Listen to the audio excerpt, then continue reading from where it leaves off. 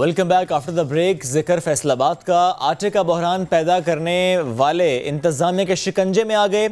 शहरों को किस चालाकी से सस्ते आटे से महरूम किया जाता था, इस सवाल का जवाब जानिए शाहीन शहजादी की रिपोर्ट में।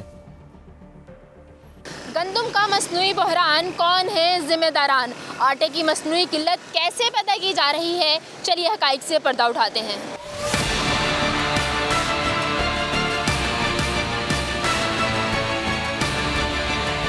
फ्लोर मिल्स माफिया का गरीबों की 2 वक्त की रोटी पे डाका। सरकारी आटे की सप्लाई में मुबैना बेज़ाब्तियां करने का इंकशाफ। फैसलाबादियों को सस्ता आटा फ्राहम करने की बजाय बोगस रसीदें बनाकर मार्केट से आटा गायब किया जाने लगा। सस्ते आटे को तरसते शहरी तो चकरा के रह गए। गंदम इतनी महंगी हो गया है कि कहीं आटा मिलता ही नहीं है। मिलता है तो पहले 35 रुपये, अब 70 रुपये मिल रहा है। जानवर वाला चोकर देते हैं, वो आटा तो देते नहीं है। गंदम वो गवर्नमेंट से धोखा कर रहे हैं, आवाम से धोखा कर रहे हैं। जिला इंतजामिया ने मामू बनाने वाले आटा माफिया को रंगे हाथों पकड़ लिया। अब जरा इनका तरीका वारदात भी सुन लीजिए। दुकानदार हैं, उनसे रिसीविंग जो है वो 100 बोरियों की ली जाती है, जबकि फ़िज़िकली तौर पे उनको 50 बोरियां दी जाती हैं। मिल इंतज़ामिया 50% आटा वापस मंगवा लेते हैं, तो मार्केट में आटे की किल्लत पैदा हो जाती है और उस किल्लत को पूरा करने के लिए वो अपना आटा मार्केट में भिजवाते हैं, जिसको फाइन आटा के नाम से सील करते हैं। आटे की किल्लत और गंदम ज़ख़ीरा करने वाले फ्लोर मिल्स मालकान और होलसेल डीलर के खिलाफ मुकदमात भी दर्ज कर लिए गए। कैमरामैन हाफिज अवैस के साथ शाहीन शहजादी, समा, फैसलाबाद। जनाब, काफ़ी कुछ हो रहा है पाकिस्तान भर में। हम कोशिश कर रहे थे कि हम कुछ मौज़ूआत आपके सामने, कुछ मामलात आपके सामने रखें। हमें क्या अपनाना चाहिए, अब हम उसका तज़किरा करेंगे। मुजरिम से नहीं, जुर्म से नफ़रत की जानी चाहिए। सलाखों के पीछे कई ऐसे लोग हैं, कई ऐसे कैदी हैं जो बहुत हुनरमंद हैं। फैसलाबाद में इसी सिलसिले में एक बहुत अच्छा इक़दाम हम आपके सामने रखते हैं। एक यहाँ पर एक कायम किया गया एक ऐसा शोरूम कि जहाँ पर कैदियों के हाथ से बनी अशिया रखी जाती हैं, फ़रोख्त की जाती हैं। उस्मान सिद्दीक की रिपोर्ट देखिए। सज़ा नहीं बल्कि इस्लाह। पंजाब की जेलों में तब्दीली की हवा। करदा या ना करदा जराइम की वजह से मुजरिम ठहराए असीरान दौराने कैद अब हुनरमंद हो सकेंगे, वोकेशनल ट्रेनिंग ले सकेंगे, यही नहीं पैसा भी कमा सकेंगे। आइए आपको दिखाते हैं।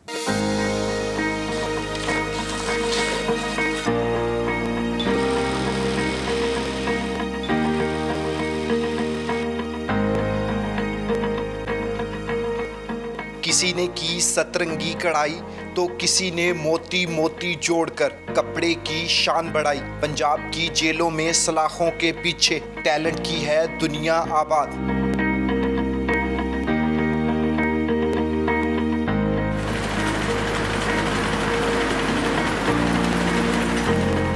मुझे 25 साल सजा है और ये हुनर मैंने यहाँ जेल में सीखा है। जो हमें हुनर सिखाया जाता है, इसका हमें मुआवजा मिलता है और यहाँ पे हमें इसका बहुत फ़ायदा है। बाहर जाएंगे तो इंशाल्लाह अपनी ज़िंदगी में कुछ अच्छा करेंगे और ये काम हमारे बाहर भी काम आएगा। फैसलाबाद के चनाब क्लब चौक में बनी Lyallpur art and craft gallery में कैदियों की बनाई अशिया और दस्तकारियों को नुमाइश और शहरियों की खरीद के लिए पेश कर दिया गया, जहां हैंडमेड बरस, डेकोरेशन पीस, हाथों से बने कपड़े, कोट, गलीचे, 10 जदीद किस्म की टाइल्स और लकड़ी की बनी अशिया को शहरी खरीद सकते हैं।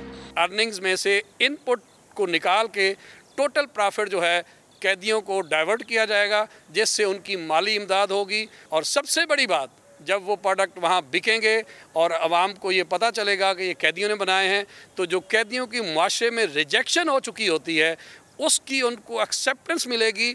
जेलों में कायम ट्रेनिंग सेंटर्स में हुनर सीखने वाले कैदियों को न सिर्फ मुआवजा दिया जाता है बल्कि इनकी सजाएं भी कम की जाती हैं। एक बंदा जो जेल के अंदर रहने के बावजूद वो घर वालों के ऊपर बोझ बन रहा है, मगर जब वही प्रॉफिट घर वालों को मिल रहा होगा तो घर वालों की नज़र के अंदर उसकी वक़्त अहमियत बढ़ जाएगी। और वही बंदा जब जेल के अंदर रहने के बावजूद घर वालों को सपोर्ट करेगा, तो जब वो वापस अपने उसी घर में जाएगा तो मुआशरे की नज़र में बुरा शख्स नहीं होगा। फ़ने तरबियत के साथ साथ कैदियों को जेलों में कंप्यूटर ट्रेनिंग भी दी जा रही है। कैमरामैन कदीरुर रहमान के साथ उस्मान सिद्दीक, समा, फैसलाबाद। इसी पर बात करेंगे। हमें ज्वाइन किया डेप्यूटी इंस्पेक्टर जनरल जेल खाना जात सईदुल्लाह गोंदल साहब ने। सर बेहद शुक्रिया, ज़बरदस्त काम किया जा रहा है। अच्छी हमने जिस तरह रिपोर्ट भी देखी इस वक्त, थोड़ा सा प्लीज़ आप भी एक्सप्लेन कीजिएगा इस प्रोजेक्ट से मुताल्लिक कि कैदी चीज़ें बनाएंगे, वो सीखेंगे और फिर उसी हुनर से वो कमाएंगे? इसके पीछे विजन यही है कि उनको एक स्किल्ड वर्कर के तौर पे हम आगे लेकर चलें। तो ऑलरेडी हमारी पूरे पंजाब की मुख्तलिफ़ जेलों पे डिफरेंट काम हो रहे थे, जिसमें फैक्ट्री में जो कैदी असीरान हैं वो कारपेट्स, जो हैंडमेड कारपेट्स हैं वो बना रहे थे। मुख्तलिफ़ जगहों पे स्टिचिंग यूनिट्स बने हुए हैं और जो हमारी ख़वातीन असीरान हैं वो भी एम्ब्रॉयडरी का काम कर रही हैं, पर्स मेकिंग का काम कर रही हैं और इसके अलावा बाकी कैलीग्राफी का और भी मुख्तलिफ़ चीज़ें जो है वो बना रही थी। लेकिन ये सारी की सारी चीज़ें जो हैं वो उनका कोई डिस्प्ले या कोई पब्लिक के साथ इंटरेक्शन डायरेक्टली नहीं था कि लोगों को पता चले कि जो इनमेट्स हैं वो एक प्रोडक्टिव काम कर रहे हैं। तो इसको प्रोडक्टिव काम को लोगों के पास लेकर गए और उसकी बड़ी एक पॉजिटिव जो है वो आगे से रिस्पांस भी मिला है। और जो मौजूदा आईजी साहब हैं जनाब शाहिद सलीम बेग साहब, उन्होंने स्पेशली इस चीज़ को जो है वो मद्देनज़र रखते हुए पूरे पंजाब की जेलों को हदायत जारी की कि तमाम की तमाम चीज़ें जो जेल में असीरान कैदी और मर्द ख़वातीन बना रहे हैं उनको हम एक ऐसे डिस्प्ले सेंटर पे लेकर आएँ ताकि वो लोगों को भी पता चले कि जो इनमेट्स हैं हमारे उनमें कितना टैलेंट है और वो कितने ज़बरदस्त तरीके से काम जो है वो इनसाइड कर रहे हैं। सईदुल्लाह गोंदल साहब साथ मौजूद थे, आप इस प्रोजेक्ट से मुतालिक हमसे गुफ्तगू कर रहे थे। बढ़ते हैं आगे। जैसे कि आज हमने प्रोग्राम के आगाज़ में आपको टॉप स्टोरी में बताया था कि हम बात करेंगे कि हमारे शहर पर कौन सा ख़तरा मंडला रहा है। ज़्यादा पुरानी बात नहीं है, तकरीबन 1 महीना गुजरा। 4 अगस्त को याद होगा आपको बैरूत में क्या हुआ था। हौलनाक तबाही के मनाजिर थे, कई दिन तक उनकी गूंज थी। ऐसे खदशात हैं कि कराची में भी ये मामला हो सकता है क्योंकि बंदरगाह पर मौजूद केमिकल के कंटेनर्स हैं जो बम बन सकते हैं। सेनेट की कायमा कमेटी बराए बहरी अमूर में यह तहलका खेज इंकशाफ किया गया है। रुकने कायमा कमेटी बराए मैरीटाइम अफेयर्स सेनेटर कोहदा बाबर के मुताबिक चेयरमैन कराची पोर्ट ने उन्हें बताया है कि कराची पोर्ट पर भी बैरूत पोर्ट जैसे कुछ कंटेनर्स मौजूद हैं। याद होगा आपको बैरूत में जो मामला हुआ था, एमोनियम नाइट्रेट ब्लास्ट हुआ था। इसीलिए अब ये ख़तरा है कि ऐसे शहर जो कि साहिल पर हैं और जहाँ पर कंटेनर्स आते हैं, जहाँ पर स्टोरेज किया जाता है ऐसा मटेरियल या ऐसा माल या ऐसा इवन लिक्विड, कोई भी ऐसा मवाद जिसमें धमाका हो सके, जो धमाका के खेज मवाद है, वो दुरुस्त तरीके से स्टोर नहीं किया गया तो फिर ये ख़तरा है। इसी कमेटी ने यह सिफारिश की है कि कस्टम वाले इस तरह की कोई भी चीज़ अगर हो, उनके नोटिस में हो, तो उसे जल्द से जल्द वहाँ से निकाला जाए। इस खबर ने बहुत पैनिक क्रिएट किया है। एट द सेम टाइम हम ये सवाल ज़रूर उठाएंगे क्योंकि जो भी ऐसे मटीरियल्स होते हैं वो ज़ाहिर मुल्कों में मौजूद तो होते हैं, उनका कुछ यूजेज है, दैट इज़ द रीज़न वो मौजूद होते हैं। अगर दुरुस्त तरीके से स्टोर ना किया जाए तो फिर ख़तरा होता है। क्या पाकिस्तान में, क्या कराची में, क्या दुरुस्त तरीके से स्टोर नहीं किया जा रहा कि ख़तरा है? सेनेट में कराची पोर्ट से मुतालिक अहम सवाल उठाने वाले रुकने कायमा कमेटी मैरीटाइम अफेयर्स सेनेटर कोहदा बाबर साहब साथ मौजूद हैं हमारे। सर शुक्रिया आपके वक्त का। प्लीज़ थोड़ा सा बताइएगा क्योंकि हमने चंद माह पहले देखा था कराची में ही एक वाक़या रिपोर्ट होता है कि जहरीली गैस का अखराज, कई लोगों की जानें चली गई हैं, वो गैस काफ़ी दिन वहाँ पर रही कुछ इलाकों में। ऐसे में अब जब ये खबर सामने आई है तो कराची वाले परेशान हैं। ऑलरेडी बारिश के बाद कराची तबाह हुआ है। ऐसे में अगर ऐसी खबर आ जाए कि यहाँ पर भी ऐसा कोई मटेरियल हो सकता है, पैनिक को बढ़ाने के लिए काफी पैनिक को बढ़ाने के लिए बहुत ज्यादा है।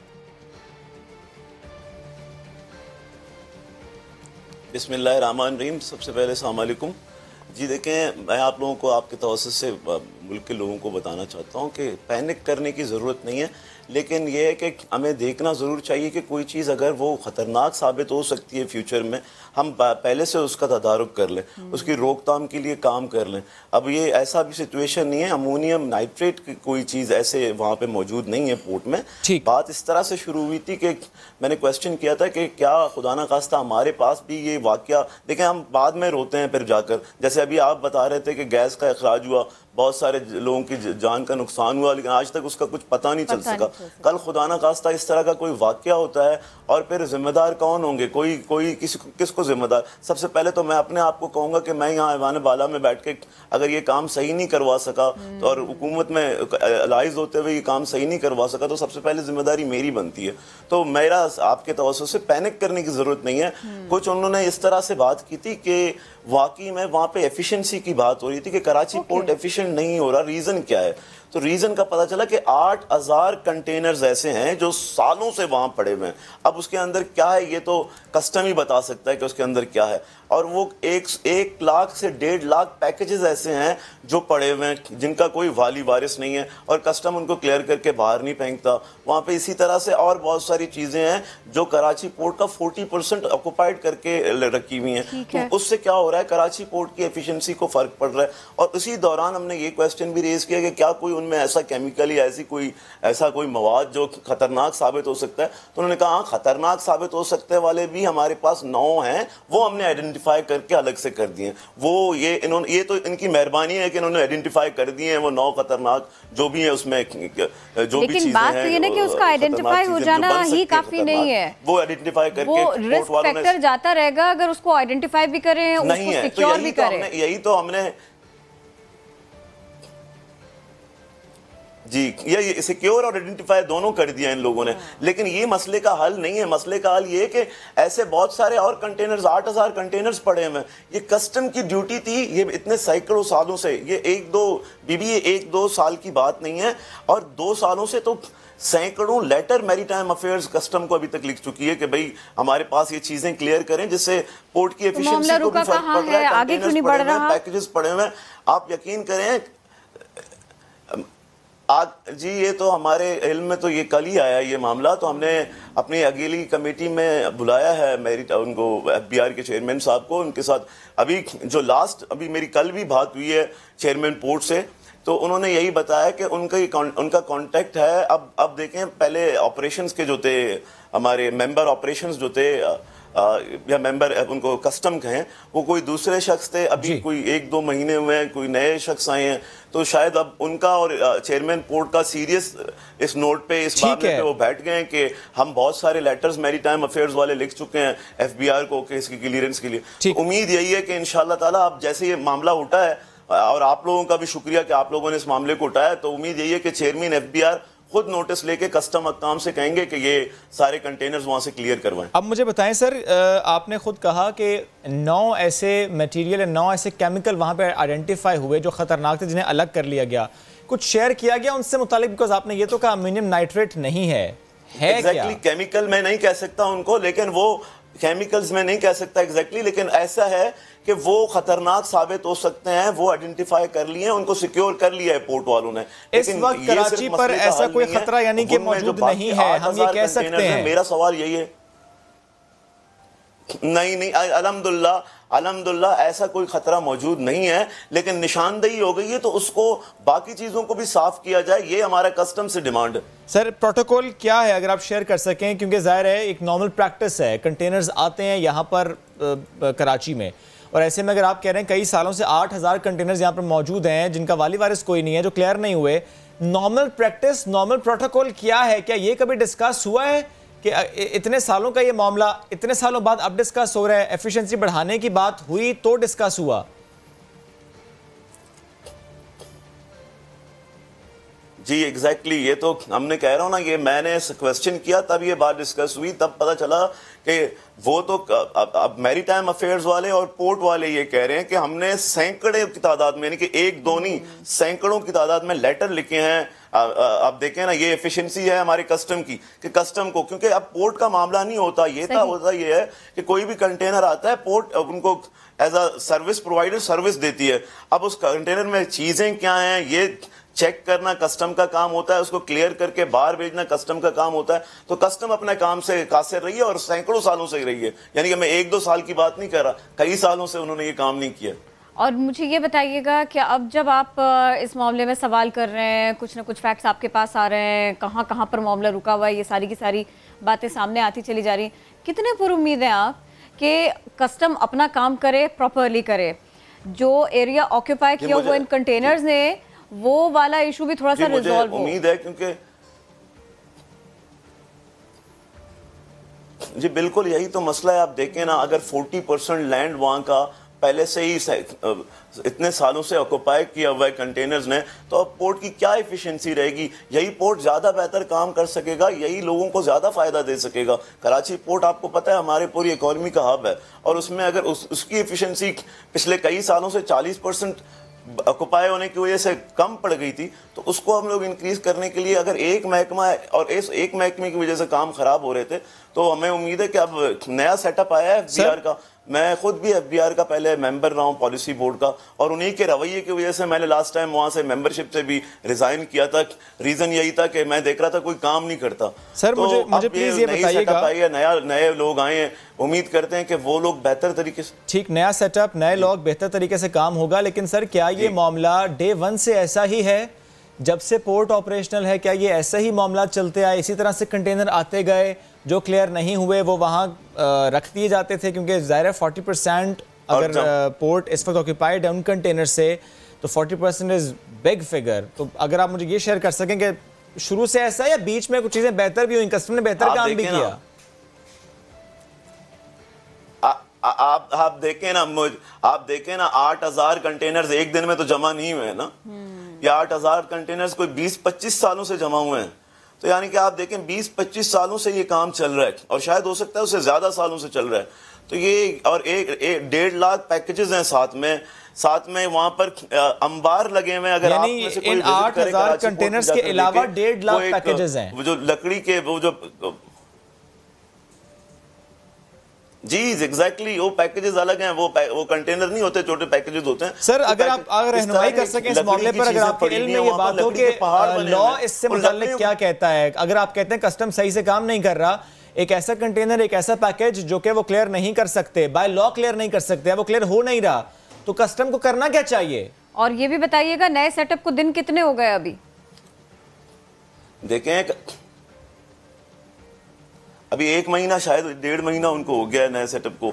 और ये देखें कानून ये कहता है कि कस्टम उस चीज को ले, देखें जो कोई ना कोई बंदा तो आ रहा है जो उस चीज को ला रहा है। अगर वो गैर कानूनी चीज ला रहा है तो उसको गैर कानूनी चीज को हम जाया कर देते हैं, उनको रखते तो नहीं है ना अपने पास।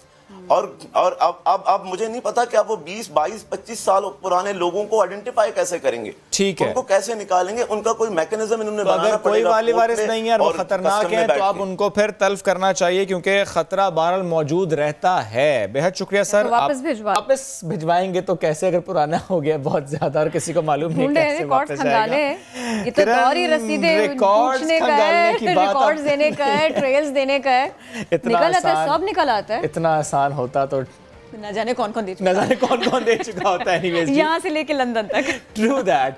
चलिए जी, कराची वालों की बात हम कर रहे थे। कराची के खतरे से मुतालिक जिस तरह सर ने भी शेयर किया हमसे, खतरा मंडला नहीं रहा। ये इत्मीनान बख्श खबर थी कि आइडेंटिफाई हुआ, टाइमली हो गया। ठीक है थोड़ा लेट, लेकिन मैं फिर भी कहता हूँ टाइमली हो गया, अभी उनको सिक्योर कर लेगा। एनीवेज जी, कराची वालों की परेशानी, कोई एक परेशानी तो है नहीं यहाँ पर, बिजली की बंदिश से परेशान रहते हैं कराची वाले। चलिए क्यों ना कराची का तस्करा थोड़ी देर को छोड़ते हैं और आपको एक ऐसे गांव लेकर चलते हैं कि जहां पर बिजली बनाते हैं वो खुद।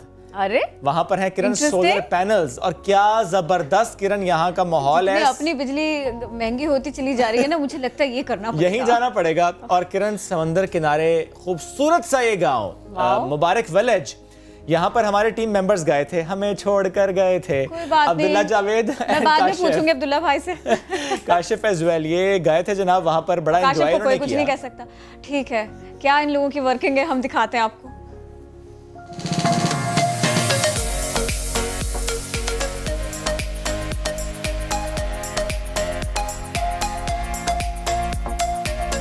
आज हम मौजूद हैं कराची के एक ऐसे साहिल पर जहां के गांव वालों को बिजली आने या ना आने की कोई फिक्र नहीं, क्योंकि ये गांव वाले अपनी बिजली खुद पैदा कर रहे हैं।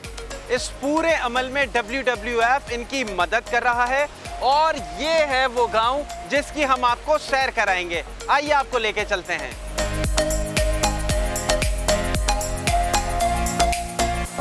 कराची से 1.5 घंटे के सफर पर यह गांव मौजूद है जिसको कहा जाता है मुबारक विलेज। यहाँ के अगर मकीनों की बात करें तो उनका पेशा है कश्ती रानी। कश्ती रानी से ही वो लोग अपना गुजर बसर करते हैं।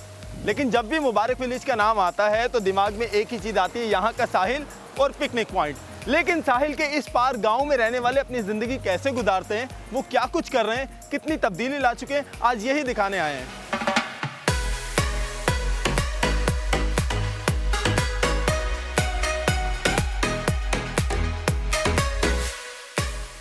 अब मेरे साथ मौजूद हैं WWF के कोऑर्डिनेटर कम्युनिकेशंस आसिफ अली संधेलो। उनसे जानते हैं कि इस प्रोजेक्ट का मकसद क्या था और ये कब शुरू हुआ। WWF पाकिस्तान ने के इलेक्ट्रिक के साथ मिलकर 2017 में मुतबादिल तवानाई को मुतारिफ कराने का एक प्रोजेक्ट स्टार्ट किया, जिसका पर्पज़ था कि हम क्लाइमेट चेंज के इम्पेक्ट्स को कम करें और उसके साथ साथ जो मुतबादिल तवानाई है उसको प्रमोट करें। उस प्रमोशन के हवाले से हमने कराची के जो अंडर प्रिविलेज एरियाज़ हैं वहाँ ये मनसूबा हमने स्टार्ट किया 2017 में। अच्छा, कितने इस गांव में घर ऐसे हैं जो इस सहूलत से मुस्तफ़ीद हो चुके हैं? तकरीबन इस मुबारक विलेज में और सराउंडिंग के जो विलेजेस हैं वो कोई तकरीबन 8 विलेजेस हैं मारीपुर के अंदर, और वहाँ पे हमने कोई 560 घरों को ये सोलर प्लांट्स दिए हैं।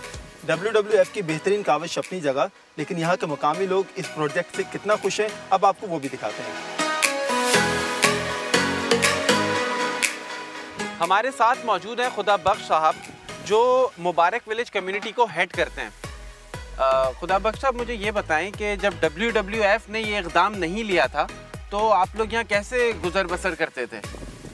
देखिए, एक बात है कि यहाँ पर कराची के साथ है केवल लाइट नहीं है, तो हम अपने तरफ से सोलर खरीदते थे या दिया जलाते हैं, लालटेन इस्तेमाल करते थे। जब WWF में पाकिस्तान ने लाइटें दिया है, इनकी बेहतरीन क्वालिटी है, पूरे गाँव को पसंद है, और 572 घरों को उन्होंने लाइटें फराहम किया। और इससे अब हम कढ़ाई सराई के काम करते हैं, रात को रोशनी में बैठते हैं, बच्चे पढ़ते हैं, और पूरे 12 घंटे इनकी लाइट की सलाहियत है इस्तेमाल करने की। अच्छा, मुझे ये बताएं कि आप लोग इको टूरिज़म के हवाले से भी कुछ कर रहे हैं? जी बिल्कुल, हम चाहते हैं कि हम साहिल पे रहते हैं कि अभी टेक्नोलॉजी के दौर है, लोग हमारे पास आ रहे हैं ताकि हमारे भी कुछ वसाइल बने, कारोबार बने।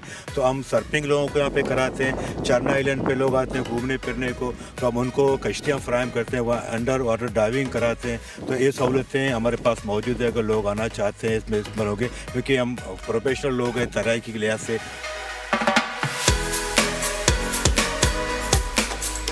अब मैं गांव के एक ऐसे घर के सामने मौजूद हूं जिसे देख के मुझे बचपन की ड्राइंग याद आ गई, क्योंकि इस तरह के घर सिर्फ ड्राइंग में देखे थे। ये वो घर है जिसे इस सोलर पैनल के जरिए रोशन किया जा रहा है। इस समेत गांव के दीगर घर भी सोलर पैनल से रोशन हो रहे हैं। इन घरों में जिंदगी कैसी है, अब वो दिखाते हैं।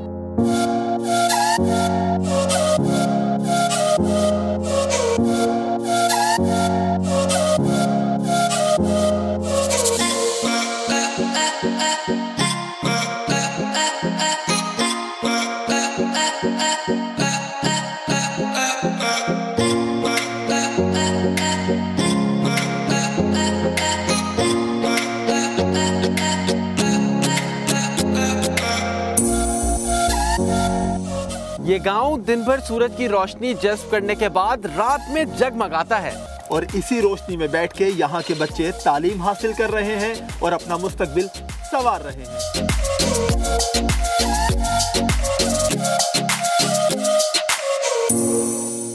तो दिखा आपने कितनी अच्छी एफर्ट थी, कितनी अच्छी जगह थी, और हमारे टीम मेंबर्स जब गए उन्होंने फुटबॉल भी खेली। ये नहीं बताया था इन दोनों ने मुझे। बहरहाल ये एक अच्छा प्रोजेक्ट है, एक अच्छा आइडिया है। इस समय WWF के पाकिस्तान में कुछ और प्रोजेक्ट्स भी हैं, तो इसी सब पर बात करेंगे। अब हमारे साथ देंगे DG WWF पाकिस्तान हम्माद नकी खान। अस्सलाम वालेकुम, कैसे हैं आप? सबसे पहले ये फरमाइएगा कि पाकिस्तान के लिए क्या मिशन है WWF का?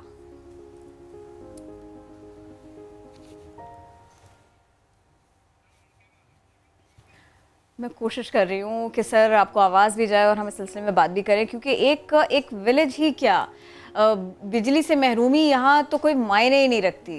यहाँ नज़ारे हसीन, यहाँ छोटे छोटे से घर, वहाँ खेलते पढ़ते नए ख्वाब देखते छोटे छोटे प्यारे प्यारे बच्चे। तो ये एक अच्छा प्रोजेक्ट है। इसके अलावा दीगर मामलात क्या है सर, अगर आप हमें बता सकें, मेरी आवाज़ सुन सकें? WWF पाकिस्तान पे कुदरती माहौल के तहफ़्फ़ुज़ पे काम करने वाली सबसे बड़ी तंजीम है। इस साल हम अपनी 50वीं एनिवर्सरी मना रहे हैं। As a nature conservation organisation, इसका जो मिशन है वो ये है कि जो इकोलॉजिकली सेंसिटिव इंपॉर्टेंट एरियाज़ हैं, हैबिटेट्स हैं, उनको बचाया जाए, वाइल्ड लाइफ को बचाया जाए, फॉरेस्ट को बचाया जाए।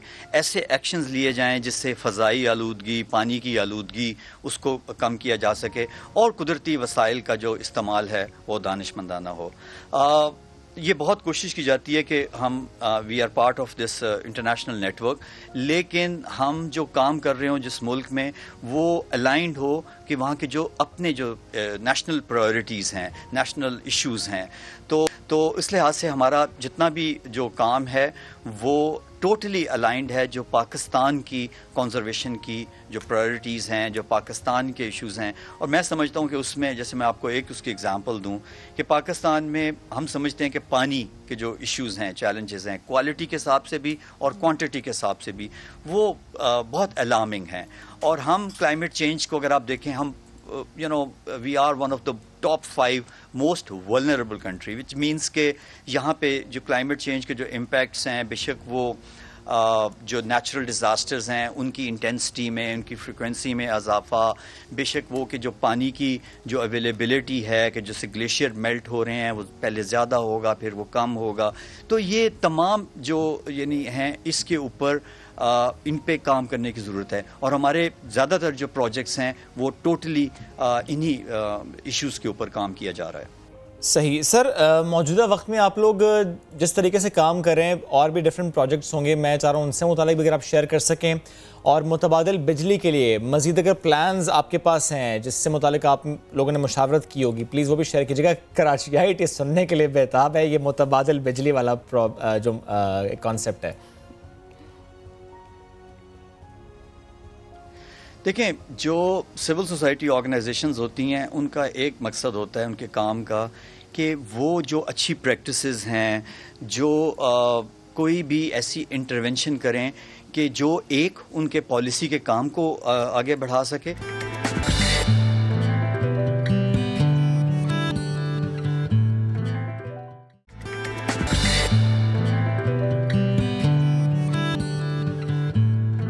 तो हमें जो लोग चले गए उनकी किताबों से सीखना चाहिए और जो लोग मौजूद हैं उनके सॉल्यूशंस को डिस्कस करना चाहिए, फ़ायदा करें जो उनका एक्सपीरियंस है।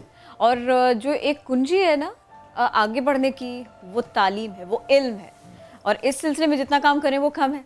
कोई बच्चा तालीम से महरूम न रह जाए, किताबें न मिलने के बायस मुस्तकबिल संवारने का सफ़र न रुक जाए।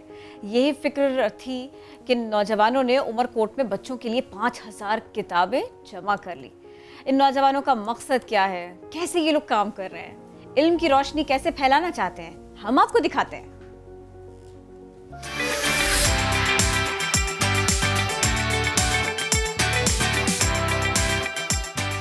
जी, हमने अभी तक 5000 किताब इकट्ठे कर लिए हैं और मज़ीद हम इकट्ठे करेंगे। इस ज़माने में भी हमारे ऐसे नौजवान भी बैठे हुए जिन्होंने रात दिन एक करके मेहनत करके इन लोगों ने 5000 किताबें इकट्ठी की है। सोशल मीडिया का उन्होंने पॉजिटिव इस्तेमाल किया है। किताबों की कलेक्शन के दौरान उमरकोट, थरपाकर, मिरपुखास, सांगर समेत मुख्तलिफ डिस्ट्रिक्ट के लोगों ने हमसे रब्ता किया है, जिसमें हम लोगों तक हमने खुद रसाई भी की है। वो सोशल मीडिया और दीगर सहूलियात के ज़रिए हमसे रब्ता करते हैं और ख़ुद ही वॉलंटरी हमें बुक डोनेट करने का जो है वो इंटरेस्ट जाहिर करते हैं, फिर हम उन तक रसाई करके किताब ले आते हैं।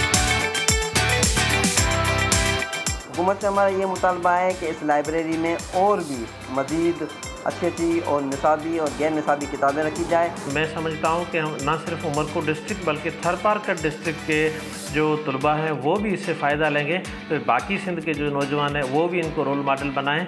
अच्छा इक़दाम है, हम इस इक़दाम को सराहते हैं और उन नौजवानों को खराज तहसीन पेश करते हैं। आगे बढ़ते हैं और पाकिस्तान में स्पेशल बच्चों की सलाहियतों में इजाफा करने के लिए कुछ अरसा पहले एक मुनफरिद कदम उठाया गया था। आपको याद होगा हमने उस पर एक सेगमेंट भी किया था, वंडर ट्री। और इसमें हो ये रहा है कि जो उनके स्किल्स हैं उनको पॉलिश किया जा रहा है। ऑटिज़म हो या और किसी मसले से मुतासर, किसी और बीमारी से मुतासर कोई बच्चा हो, उनके लिए खुसूसी वीडियो गेम्स बनाई गई हैं और इन वीडियो गेम्स के ज़रिए उनको पढ़ाया जा रहा है, सिखाया जा रहा है कैसे बैलेंस करना है, कैसे बैलेंस होना चाहिए। इस गेम के ज़रिए बच्चे सीख पाते हैं। वंडर ट्री अब इनको पजीराई मिल रही है। और जब हम बात करें पजीराई की तो अक़वाम मुत्तहिदा के इदारे यूनिसेफ की जानिब से इनको फंडिंग मिली है, क्योंकि बड़ा ज़बरदस्त काम इनकी तरफ से किया जा रहा है। हमें आज ज्वाइन किया director special project wonder tree Mohammad Bilal ने। वेलकम कहेंगे आपको बिलाल। प्लीज़ बताइएगा, पहले भी हमने इससे मुतालिक बात की थी आज, क्योंकि फिर हम मिल बैठे बात करने से मुतालिक, तो थोड़ा सा बताइएगा ये गेम्स कितनी मुख्तलिफ होती हैं, कैसे बच्चे खेल सकते हैं, कौन कौन से बच्चे, यानी जब हम बात करें ऑटिज़म की, और कौन सी बीमारियां जिनसे मुतासर बच्चे इससे फ़ायदा हासिल कर सकते हैं, इन गेम्स के ज़रिए सीख सकते हैं। ये वो गेम्स हैं जो कि स्कूल्स में उन बच्चों को बहुत सपोर्ट कर सकती हैं।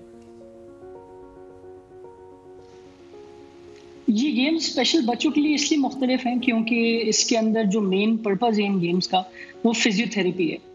और ये गेम्स जो हैं ये आम गेम्स से इसलिए डिफरेंट हैं क्योंकि ये ऑगमेंटेड रियलिटी टेक्नोलॉजी को इस्तेमाल करते हुए बनाई गई हैं।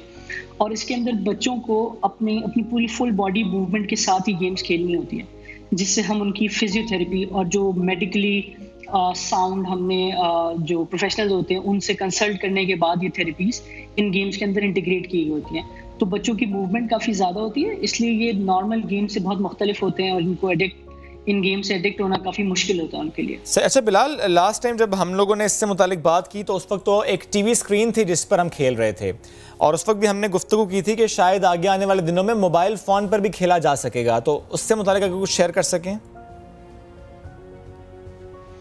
सबसे पहली चीज़, ये गेम्स जो हैं कंप्यूटर सिस्टम के ऊपर ही खेली जा सकती हैं, लैपटॉप या कंप्यूटर सिस्टम्स के ऊपर, क्योंकि अभी हमने विंडोज़ सॉफ्टवेयर के ऊपर ही अपडेट बनाई हैं गेम्स ये। और ये आइडिया इस तरह से आया कि जो हमारे को फाउंडर है मोहम्मद उस्मान, उनके बड़े भाई हैं, वो स्पेशल नीड्स के साथ थे। उन्होंने उनको एक दिन अपनी नॉर्मल जो वीडियो गेम्स होती हैं वो खेलते हुए देखा और ये सोचा कि क्यों ना मैं इसकी जो थेरेपीज़ होती हैं उनको गेमिफाई करूं और वैसी गेम्स बनाऊं जिससे उसका थेरेपी के अंदर इंटरेस्ट बढ़े और वो गेम ज़्यादा इंटरेस्ट से खेले तो उसकी थेरेपी उतनी ही अच्छी हो। तो वहाँ से ये आइडिया आया और अल्हम्दुलिल्लाह 4 साल हो गए हम लोगों को इस चीज़ के अंदर काम करते हुए, इंटरनेशनल और नेशनल रिकग्निशन हासिल कर चुके हैं। स्पेशल बच्चों को सिखाने के लिए, उनकी सलाहियतों में निखार लाने के लिए ये गेम्स कितनी मददगार हैं, ज़रा हमारे देखने वालों को समझाइए। अल्हम्दुलिल्लाह इस बात को मेडिकल इंस्टीट्यूशंस जैसे इस्लामाबाद के अंदर काफ़ी फिजियोथेरेपी क्लिनिक्स हैं, कराची के अंदर फिजियोथेरेपी हॉस्पिटल्स हैं, जिन्होंने हमारे साथ मिलकर इसके ऊपर रिसर्च कंडक्ट की है और वो रिसर्च जो है अल्हम्दुलिल्लाह इंटरनेशनल जर्नल्स में भी पब्लिश हो रही है और उसके बाद ही ये रिज़ल्ट निकल के आया है कि ये गेम्स बहुत ज़्यादा फ़ायदेमंद होती हैं। हमें क्वालिटेटिवली तो जो प्रोफेशनल्स होते हैं वो बताते रहते हैं कि ये गेम्स काफ़ी फ़ायदेमंद है, लेकिन हमने भी एक रिपोर्टिंग मैकेनिज्म बनाया हुआ है जिससे आप रिपोर्ट्स प्रोग्रेस मॉनिटर कर सकते हैं और देख सकते हैं कि कितनी बेहतरी आ रही है। तो ये गेम्स अल्हम्दुलिल्लाह अभी तक काफ़ी सक्सेसफुल है अपनी बेहतरी दिखाने के अंदर बच्चों में, और 4 साल हो गए ये इस्तेमाल की जा रही है। सही ज़ाहिर है कुछ स्कूल्स में भी आप लोगों ने मुतारिफ करें, वहाँ से फीडबैक भी आता है। शुक्रिया, साथ मौजूद थे आप, वंडर गेम से मुतालिक हमसे गुफ्तगू कर रहे थे।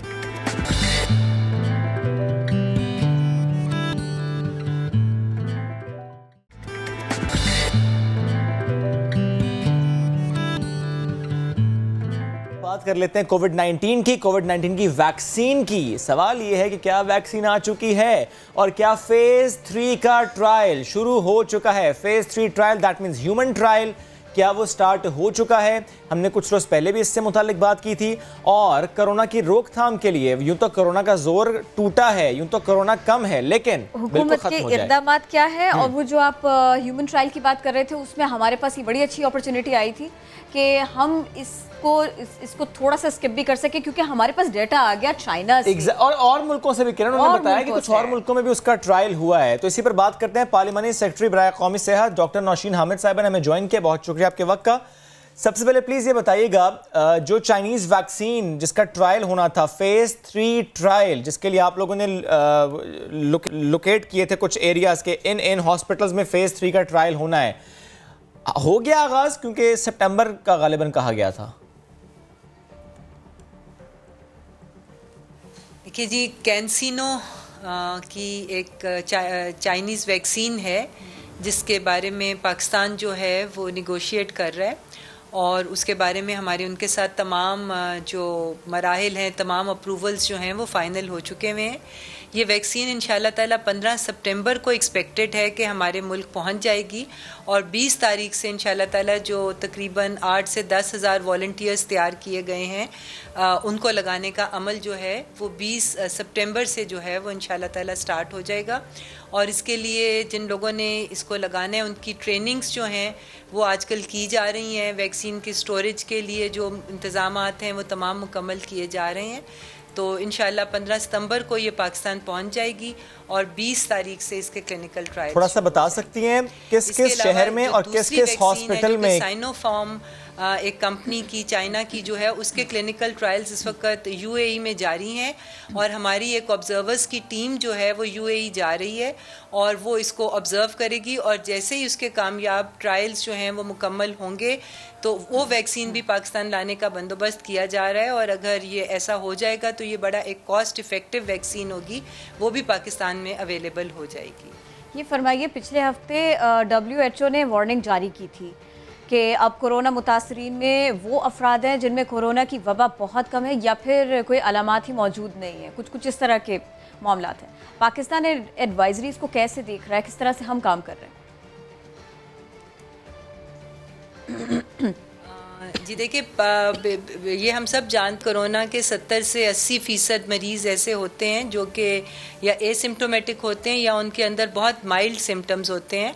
और पाकिस्तान में चूँकि हम देखते हैं कि तकरीबन जो बूढ़ों की आबादी है जो कि ज़्यादा इफ़ेक्टेड होते हैं जिनके अंदर रेजिस्टेंस इम्यूनिटी लो होती है, तो वो तकरीबन पाकिस्तान जो है वो इस वक्त 4% आबादी जो है वो बूढ़ों की है और मेजॉरिटी 60 to 70% आबादी जो है वो यंगस्टर्स की है।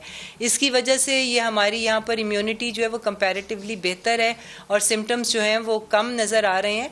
मगर पाकिस्तान की तरफ से जो है वो अपनी तमाम हिफाजती तदाबीर और जो स्ट्रेटजीज़ इसको कंट्रोल करने के लिए बनाई गई हैं उनके ऊपर सख्ती से अमल दरामद हो रहा है और उनकी क्लोज मॉनिटरिंग हो रही है। सही। अच्छा डॉक्टर साहब, ये फरमाइएगा कि मुख्तलिफ ममालिक पाकिस्तान के इक़दामात की तारीफ़ कर रहे हैं, वो स्मार्ट लॉकडाउन हो, वो जो अब हमने देखा कि माइक्रो स्मार्ट लॉकडाउन है, और ये भी कहा जा रहा है कि दुनिया के मुकाबले में या उन ममालिक के मुकाबले में पाकिस्तान में कुछ डिफरेंट मामला हुआ है, वो चाहे म्यूटेशन का मामला हो, वो चाहे इंटेंसिटी का मामला हो। बहरहाल यहाँ पर इंटेंसिटी कम रही है। ऐसे में मज़ीद क्या इक़दामात हम करेंगे वो भी प्लीज़ बताइएगा, और हमने एग्जैक्टली क्या किया है, क्योंकि मुझे याद है कि डॉक्टर ताउर रहमान साहब ने भी कुछ 5 पॉइंट्स शेयर किए थे कि हमने ये किया, इसकी वजह से कोरोना यहाँ पर कम हो, लेकिन ज़ाहिर है उस पर भी और काम हो रहा है। अगर आप शेयर कर पाएंगे what exactly we have done जिससे कोरोना कम हुआ है। सबसे पहले तो मैं समझती हूँ कि जो NCOC का अदारा जो बनाया गया था कोरोना को निपटने के लिए, वो एक बहुत इफ़ेक्टिव प्लेटफॉर्म है और उसमें तमाम जो स्टेक होल्डर्स हैं और जो इफ़ेक्टिव लोग हैं, जो कि अदारे जो कि इसमें कोई अच्छा इफ़ेक्टिव रोल प्ले कर सकते हैं, वो उनकी बहुत क्लोज़ कोऑर्डिनेशन है। और जिस दिन से ये अदारा बना है डेली बेसिस के ऊपर इसकी मीटिंग होती है और ये बहुत हाई प्रोफाइल मीटिंग होती है। इसके अंदर पूरी पाकिस्तान की सिचुएशन को मॉनिटर किया जाता है, मैपिंग होती है बाकायदा कि किन इलाकों में कोरोना केसेस हैं, एक एक केस को जो है उसको देखा जाता है और उसके रोशनी में डेली बेसिस के ऊपर जो है वो स्ट्रेटजीज़ बनती हैं और जहाँ पर चेंजेस की ज़रूरत पड़ती है उसी वक्त स्ट्रेटजी में चेंज की जाती है। तो मैं समझती हूँ कि ये हमारी कामयाब हिकमत अमली है कि जिसके अंदर ना सिर्फ उन आबादियों को ट्रेस करके उनको लॉकडाउन में लाया गया, बल्कि जो कॉन्टैक्ट ट्रेसिंग का मरहला था वो भी बहुत कामयाबी से किया गया। उसके अलावा हमने जो अभी एक सर्वे किया है उसके अंदर हमने देखा है कि हमारी 11% पॉपुलेशन जो है उसके अंदर इम्यूनिटी और यानी कि एंटीबॉडीज जो हैं वो डेवलप हो चुकी और वो यंग में ज़्यादा है। ये तमाम फैक्टर्स हैं जिनकी वजह से मैं समझ रही हूँ कि इस वक्त कोविड का फैलाव जो है वो पाकिस्तान में बहुत हद तक जो है वो स्लो डाउन हो गया है और इसमें डेफिनेटली जो हिकमत अमली इख्तियार की गई है वो कामयाब रही है। और हम कितने भी इक़दाम करें, अभी तक तो कम से कम सिचुएशन यही है कि कोरोना है, मोहतात रहना है। और फिर इसी सब के साथ साथ जैसे कि हुकूमत की कोशिश भी है कि सारे के सारे सेक्टर्स को खोला जाए, मामूल पर लाया जाए ज़िंदगी को। स्कूल्स बहुत इंपॉर्टेंट हैं, ये कहा जा रहा था सितंबर में मामला तय पा जाएंगे, स्कूल्स खुल जाएंगे। ये बताइए कुछ हो रहा है इस सिलसिले में, स्कूल्स खोल रहे हैं आप लोग? 7 सितंबर को लेटेस्ट सिचुएशन असेस की जाएगी और उसकी रोशनी में फिर फैसला होगा कि ये स्कूल्स कब खुलने हैं। किस तरह खुलने हैं, कौन से SOPs होंगे, शिफ्टों में होंगे, एक टाइम में कितने बच्चों को अलाउ किया जाएगा और कौन कौन सी क्लास जो है उसको खोला जाएगा। तो ये 7 सितंबर को इंशाल्लाह ताला तमाम चीज़ें जो हैं वो क्लैरिटी के साथ सामने आ जाएंगी और मैं समझती हूँ कि बड़ी क्लासेस को खोलने के लिए हालात साजगार हो रहे हैं, मगर हतमी फैसला जो है वो 7 सितंबर को किया जाएगा। पाकिस्तान में आप कराची में आप दो दरिया पे आप किसी और रेस्टोरेंट में जाए, आप यकीन जाने आपको लगेगा बिल्कुल पुराना वाला माहौल है। कहीं कहीं पर ऐसा है, अच्छा कहीं कहीं उन्होंने क्रॉस लगाया हुआ है कि इसके ऊपर मत बैठिएगा, बच्चे जान के उस पे जाके बैठते हैं कि ना ज़ाहिर जैसे लॉकडाउन खत्म हुआ, रश था, लोग फौरन से पहुंचे और उसके बाद जो था ना कि 10 बजे पहले जिस तरह कहा कि 10 बजे के बाद तक डाइनिंग नहीं होगा, फिर उसके बाद भी हुआ और बिल्कुल रूटीन का मतलब कोरोना ने कहा मैं चले आया तो लेकिन वो जो टेडी बिठाया था वो बहुत क्यूट था। ये अलग बात है कि बच्चा जाके मैंने टेडी पे जाके बैठा, no daddy but teddy. Anyways जी, क्या कभी आपने ये देखा जो हमने आपको दिखाया, देखा होगा अगर आप वहां रहते हैं, लेकिन क्या आपने ये देखा जब हम कब दिखाने वाले हैं केटू बेस कैंप पे शादी का जश्न मनाया गया हो?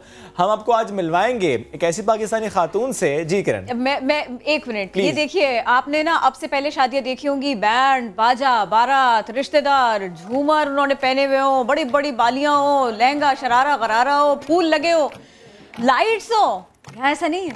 क्या बात है किरण, आप देखेंगे एम्बियंस कितना जबरदस्त है। लेकिन किरण फॉर एग्जांपल किसी को ठंड लगती है बहुत ज्यादा, तो यहाँ भी हुआ है, गाना बजाना तो यहाँ भी हुआ, लेकिन कोई डरता हो हाइट से, कोई बर्फ पे ना जाना चाहता हो और लेकिन शादी मिस भी नहीं करनी। दूल्हा दुल्हन कौन, बाराती कौन कौन बना, मुझे तो इस सारे सवालों के जवाब चाहिए। तो इन सारे सवालों के जवाब लेंगे। नायला कियानी की हम बात करें, जुलाई 2018 में इनका निकाह हुआ था, उसके बाद ये स्कर्दू गई थी वहाँ पर ये जश्न, और उसकी वीडियोस भी कुछ वायरल हुई हैं, बड़े अच्छे उस पर लोग तबसरा कर रहे हैं। तो प्लान्स बन रहे, लोग अब सोच रहे हैं कि हम भी इसको रेप्लिकेट करते हैं। तो Naila is joining us today from Dubai. Naila शुक्रिया आपके वक्त का, प्लीज थोड़ा सा बताइएगा ये आइडिया कैसे आया कि आपने K2 बेस कैंप ही जाना है, वहीं पर ये शादी का जश्न मनाना है, फिर वहाँ के वीडियोस आपने जब सोशल मीडिया पर शेयर की, उसके बाद जितना लोग उसको सराह रहे हैं, जितना उसको पसंद कर रहे हैं, ठंड कितनी लगी ये ड्रेस पहनने के बाद में वहाँ जाकर? एक्चुअली आइडिया तो काफी टीनेज टाइम से था कि K2 बेस कैंप देखना है, K2 देखना है, लेकिन उस वक्त मौका नहीं मिला। तो निकाह के बाद मैंने हस्बैंड से डिस्कस किया कि क्यों ना हम छोटा सा इवेंट K2 बेस कैंप पे करें, क्योंकि मुझे टिपिकल बड़ी शादी लहंगा पहन के स्टेज पे बैठने का बिल्कुल शौक नहीं था। तो उन्होंने काफी सपोर्ट किया इस आइडिया को और हम लोग जुलाई 2018 में स्कर्दू पहुंचे। और आपका सवाल सर्दी, लेकिन लकीली कुछ डेज ड्यूरिंग द डे जब सूरज होता है बाहर तो उस वक्त सर्दी नहीं लगती, रात को बहुत सर्दी होती है। कंबोडिया पे जहाँ पे आपने वीडियोस देखी है वहाँ पे -20 -30 तक जाता है रात के टाइम, या अगर वहाँ पे मौसम अच्छा नहीं हो। लेकिन लकीली जो आप वीडियो देख रहे हैं उस दिन मौसम इतना बुरा नहीं था और सर्दी लगी नहीं रही थी। आई थिंक मे बी शायद खुशी के वजह से। अच्छा मुझे ये बताइए, शौक तो देखिए था, लेकिन ये कोई ऐसा शौक नहीं है कि चलो आज ज़रा ना पहाड़ चोटी सर करके देखते हैं, आज हम ज़रा ट्राई करके देखते हैं तो ये नहीं हो सकता। मुझे थोड़ा सा अपने शौक के बारे में बताइए, क्या क्या कुछ कर चुकी, क्या कितनी चोटियाँ, कौन सी चोटियाँ जो आप सर कर चुकी? So I think K2 base camp मेरा सबसे बड़ी अचीवमेंट है सो फार। K2 के साथ ही GJLA पास है जो 5800 मीटर है। तो उसके लिए बस ये होता है कि ट्रेनिंग करनी पड़ती है। उस ट्रेनिंग का बॉक्सिंग आपने आई थिंक आपको पता है कि बॉक्सिंग भी मैं काफ़ी सालों से कर रही हूँ, तो वो उसने बहुत हेल्प की माउंटेनियरिंग में। तो इस साल भी प्लान था, लेकिन कोविड की वजह से क्लाइंबिंग का प्लान मेरा थोड़ा कैंसिल हो गया। लेकिन इंडोर और आउटडोर क्लाइंबिंग इधर भी कर रही हूँ। तो इंशाल्लाह नेक्स्ट ईयर कोविड ये इशू खत्म हो जाएगा, इंशाल्लाह नेक्स्ट ईयर मेरा एक प्लान है। बॉक्सिंग ही पूछ लेते हैं पहले फिर, है ना? मुझे आप बॉक्सिंग के बारे में बताएं पहले ज़रा, उसका पैशन, उसके लिए प्रैक्टिस क्या क्या करती रही, क्या कर रही है, थोड़ा सा हमारे देखने वालों को बताएं, उसको ये शेयर कीजिए प्लीज़। अच्छा, एडवेंचरस तो मैं बचपन से ही थी, शौक तो बचपन से ही अजीबो-गरीब थे। मेरे पेरेंट्स बोलते हैं कि तुम्हें लड़कों वाले शौक है। तो I think nearly 10 years ago मैंने बॉक्सिंग स्टार्ट की थी कुछ रीजन से। एक तो सेल्फ डिफेंस, क्योंकि मैं यूके में रहती थी तो वहाँ पे अकेले आना जाना, और यूके इतना सेफ भी नहीं है। अकेले आने जाने के लिए आफ्टर सर्टेन आवर। तो वहाँ पे डिसाइड किया कि स्टार्ट करनी है, लेकिन जब स्टार्ट किया सेल्फ डिफेंस के लिए तो पता चला कि काफ़ी स्ट्रेंथ है मेरे अंदर। तो आई कैरिड ऑन, और उसके बाद कंपटीशन भी मैंने किए, क्योंकि बस शौक था कि कंपटीशन भी करना है, जीतने हैं बॉक्सिंग मैचेस। तो 10 साल से अभी रिसेंटली प्रॉब्लम ये है कि लड़कियां कम कर रही हैं बॉक्सिंग, और मैचेस मिलना एमेचर लेवल पे इजी नहीं है। लेकिन अल्हम्दुलिल्लाह अभी तक ट्रेनिंग जारी है। वो फिटनेस बहुत हेल्प करती है डेली लाइफ में, माउंटेनियरिंग में, डिसिप्लिन में बॉक्सिंग really helps. So अगर आप it's one of the best form of fitness, अगर किसी को फिटनेस करनी है तो I really recommend। ये आपने अच्छी हेल्प की है, क्योंकि मेरी मम्मा कहती है कि बेटा धोना पटकना तो हर लड़की को आना चाहिए और बहुत अच्छी तरह से। ऐसे करने में कोई हर्ज नहीं है, बहुत अच्छा था। लेकिन मुझे ये बताएं, आप तो बॉक्सर थी ज़ाहिर है पहले से, यही वो वजह तो नहीं थी कि जब आपने कहा कि हम बेस कैंप पर जाएंगे और वहाँ शादी का जश्न मनाएंगे तो शौहर फौरन मान गए, क्योंकि उनके पास और कोई ऑप्शन नहीं था, ना मानने की ऑप्शन नहीं थी? नहीं, अल्हम्दुलिल्लाह शौहर बहुत सपोर्टिव हैं। तो थोड़ा सा इंसिडेंट हो गया था हमारा बेस कैंप पे, जब उनको स्कर्दू में जब उनको कैंसिल करना पड़ा। हमने इनिशियली प्लान कैंसिल कर दिया था, लेकिन उन्होंने बहुत सपोर्ट किया। लास्ट मिनट उन्होंने ही कन्विंस किया कि नहीं तुम आगे जाओ, तुम्हारा ख्वाब था, एटलीस्ट पूरा तो ख्वाब मेरे साथ नहीं होगा, लेकिन तुम अपना ख्वाब K2 बेस कैंप पे जाने का पूरा कर लोगी। तो अल्हम्दुलिल्लाह बहुत सपोर्टिव है। ये तो अच्छी बात है। अब ज़रा मुझे ये बताइए कि ये तो आपके इतने कोई दिलचस्प, अनोखे और मुश्किल शौक़ हैं, लेकिन कुछ काम हैं जो बड़ी आसानी से हम सब की हॉबी बन जाते हैं, जैसे कि मूवीज़ देखना, थोड़ा रीडिंग करना, कोई अपनी पसंद की 1-2 रेसिपीज़ ट्राई करना, या अपनी पसंद की 1-2 ड्रिंक्स जो है ना उनका एहतमाम करना, या फिर कॉफ़ी। क्या अच्छा लगता है? कौन सी ऐसी एक्टिविटी है जो आपको लगता है कि ये तो फारिग टाइम में मुझे करना ही करना है ना? आई थिंक एडवेंचर के अलावा या तो मैं बाहर होती हूँ एडवेंचर, बॉक्सिंग, ट्रैकिंग, माउंटेनियरिंग, या घर पे बिल्कुल लेजी नेटफ्लिक्स और हेल्थी मील। सो यूजुअली मतलब बॉक्सिंग में हमें डिसिप्लिन रहना पड़ता है, बहुत हेल्थी खाना खाना पड़ता है। तो मुझे याद है काफ़ी 7-8 साल तो मैंने बिल्कुल फिजी ड्रिंक्स बहुत कम की थी, लेकिन रिसेंटली आजकल स्पेशली कोविड के टाइम में चीट मील्स, फिजी ड्रिंक्स चल रहे हैं, तो घर पे मैं ऑपोजिट होती हूँ कभी कभी। कोई बात नहीं, इतना तो बनता है अब जब इतना प्रैक्टिस कर लेती हैं। लेकिन ये कि ये जो लॉकडाउन के दिन थे ना, इसमें हम सारे के सारे लोग इसी क्राइसिस से गुजरे हैं समहाउ। खाना खाएंगे टीवी देखेंगे, खाना खाएंगे टीवी देखेंगे, यही बन गया था। एग्जैक्टली, आप बिल्कुल ठीक कह रही हैं। पहली बार ऐसा हुआ कि बिल्कुल कुछ था ही नहीं, बाहर भी नहीं जा सकते थे, टीवी देखना, खाना खाना। और मैंने भी पहली बार इतनी नई डिशेस बनाई, मुझे पता भी नहीं था कि अमेजिंग मेरे अंदर इतना सबसे अच्छा क्या पकाया आपने? ओह, आई थिंक ये तो हस्बैंड से पूछना पड़ेगा। नहीं, किसी पे उन्होंने ज्यादा तारीफ की हो, खा के आपको लगा कि ये तो मैंने वाकई ठीक कर लिया काम। आई थिंक उनको मेरे हाथ का वो स्मोकी चिकन पसंद है, वो रेसिपी उनको वो काफी फरमाइश करते हैं बनाने की। और कभी आपने ये जो हमारी ईस्टर्न डिशेस होती हैं इनको ट्राई नहीं किया आपने? वो अम्मी ऐसे पकाती थी, नानी वैसे पकाती थी, वो वाले डिशेस? नहीं, वो देसी ही है। कोयला चिकन रेसिपी का नाम है, स्मोकी इंग्लिश में बोला, लेकिन वो देसी ही है। चलिए, ये भी अच्छा है। बघारे बैंगन ट्राई कीजिएगा, आप अच्छे बनाएंगे ऐसा लगा मुझे। एक बार बनाए, अच्छे बन गए थे। दोबारा जबरदस्त। यानी माउंटेनियर आप, जबरदस्त बॉक्सर आप, और मतलब शेफ भी कह देते हैं हम आपको। अच्छा, मुझे एजाज दे दिया हमने। हाँ, मैं इस दौरान ना पूछना वैसे चाह रहा था आपसे कि ये जो आपका इतना शौक है माउंटेनियरिंग का, ये शौहर को भी उतना ही शौक वैसे है, या बस शौक नहीं है लेकिन आपकी ख्वाहिश पूरी करने के लिए आपको सपोर्ट करते हैं? शौहर एडवेंचरस है काफी। अच्छा। माउंटेनियरिंग का उन्हें इतना शौक नहीं है। K2 बेस कैंप के लिए एक्चुअली वो काफी एक्साइटेड थे। Okay, that is the reason उन्होंने बड़ा सपोर्ट किया फिर आपको। Great great great, thank you Naila.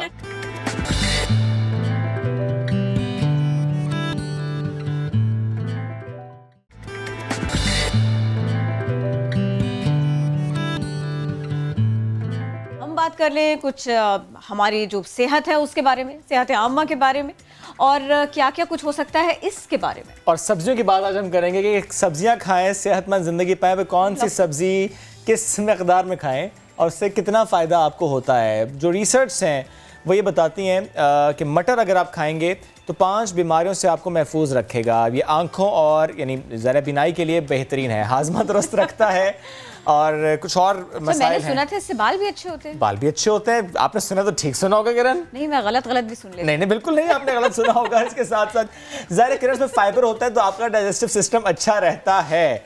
तो इससे मुतालिक हम बात अगर करें तो शुगर वो भी कंट्रोल रहती है। आज हम बात कर रहे हैं मटर समेत दीगर सब्जियों के फवाइद। मुझे लगा सिर्फ मटर होगी। नहीं, मटर के अलावा मटर गश्त हम इधर उधर भी करेंगे ना और सब्जियों की बात भी करेंगे। And with that junk food के नुकसानात से मुतालिक भी थोड़ी सी हम गुफ्तगू कर लेंगे। हमें ज्वाइन किया हमारे ग़ज़ाइयत ज़ोहा अकरम ने। Zoha, welcome to Nayadin and good morning. मटर की बात कुछ हमने की, अगर हमने गलत की तो आप तस्हीह कर दीजिए। और मटर के अलावा जो दीगर सब्जियाँ हैं उनके कितने फ़वाइद हैं प्लीज़ शेयर कीजिएगा। अस्सलाम वालेकुम जी। आपका बहुत शुक्रिया किरण आफ्ताब और शुएब मुझे for having me on the show. आपने बात की सब्जियों की, बेशक मटर के वाले से आपने जो बात की वो भी बिल्कुल दुरुस्त। और जितनी भी सब्जियां हैं उनके अंदर विटामिन्स होते हैं, मिनरल्स होते हैं, एंटीऑक्सीडेंट्स होते हैं, vitamin A, C, E and K, जिसकी वजह से सेहत के लिए सब्जियां बहुत बहुत ज़्यादा अच्छी हैं।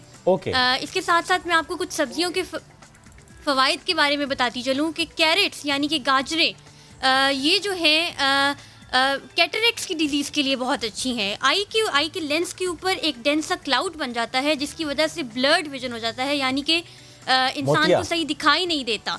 तो इसके लिए कैरेट्स बहुत ज़बरदस्त हैं। मटर के वाले से आपने बात की, डाइजेस्टिव सिस्टम के लिए बहुत अच्छे हैं, ब्लड ग्लूकोज लेवल को मेंटेन करते हैं, कार्डियक डिसऑर्डर को प्रिवेंट करते हैं और तो और हाइपरटेंशन को भी प्रिवेंट करते हैं मटर। इसके अलावा मैं बताती चलूँ कि स्पिनच यानी कि जो पालक है ये बहुत अच्छी सब्ज़ी है और इसको खाने से स्किन हेल्थ अच्छी होती है, बोन हेल्थ अच्छी होती है, ब्लड ग्लूकोज लेवल मेंटेन रहता है। एक और सब्ज़ी के बारे में मैं बताती चलूँ कि ब्रोकली जो है इससे बहुत से किस्म का कैंसर जो है वो प्रिवेंट होता है, जिसमें प्रोस्टेट कैंसर भी आ जाता है, ब्रेस्ट कैंसर भी आ जाता है, ब्लैडर का कैंसर भी आ जाता है और स्टमक का कैंसर भी आ जाता है। I can go on and on. आपके शो का टाइम शायद थोड़ा कम हो जाएगा। कैबेज के बारे में बताते हैं। समटाइम्स डॉक्टर्स मना कर देते हैं कि कैबेज ना खाएं। वो कुछ खसूसी ऐसे जो है केसेस में मना कर देते हैं कैबेज को, इसलिए क्योंकि किडनी के पेशेंट्स के लिए डिफ़िकल्ट होता है। लेकिन वैसे कैबेज के बेतहाशा फ़वाइद हैं। इसको कंज्यूम करने से लाइफ स्पैन इंक्रीज होता है। अब एक और चीज़ जिसको सब खाते हैं और बेतहाशा खाते हैं, बच्चे भी बहुत ज़्यादा खाते हैं, वो है फ्राइज बनते हैं आलू से। अब बताएंगे आलू कचालू, इसका क्या किया जाए? आलू कचालू के बारे में मैं ये बताऊंगी कि जो स्वीट पोटैटोज़ हैं, जो दूसरे पोटैटोज़ उनकी बात नहीं करी, स्वीट पोटैटोज़ शुगर के मरीजों के लिए बहुत अच्छे हैं। इससे ब्लड शुगर लेवल स्टेबल रहती है। नहीं तो ये आलू भी तो वो आलू जो इन्होंने बताया, जो हम हर सब्जी के साथ लाजमी डालते हैं, जिसके बगैर गुजारा मुमकिन नहीं है, वो भी तो डेली डाइट्स में रखा जा सकता है या बिल्कुल अवॉइड करें उसको? नहीं, बिल्कुल अवॉइड तो बिल्कुल, क्योंकि सब्जी है आलू भी, और इसको बच्चे अगर कंज्यूम कर रहे हैं एज अ फ्राइज तो it is not a very unhealthy option. जो अनहेल्दी ऑप्शन एक्सट्रीम पे चली जाती है वो जंक फूड और फास्ट फूड है हमारे पास। वो क्या करें, उस जंक फूड फास्ट फूड में साथ फ्राइज भी आ जाते हैं ना। अच्छा एक बात बताइए, ये घर में फ्राइज बनाना मैंने किसी से सुना था, ये मेरी मदर भी इवन यही करती हैं। वो कहती हैं कि इसको स्पंज करें, छिलके समेत फ्रेंच फ्राइज बनाएं और सरसों के तेल में इसको फ्राई करके खाएं, और अगर ज़्यादा परेशानी हो रही है उसको टिश्यू ऑफ कर ले, लेकिन इसी तरह खाओगे तो बेटा वजन नहीं बढ़ने का। ऐसा होता है क्या वाकई?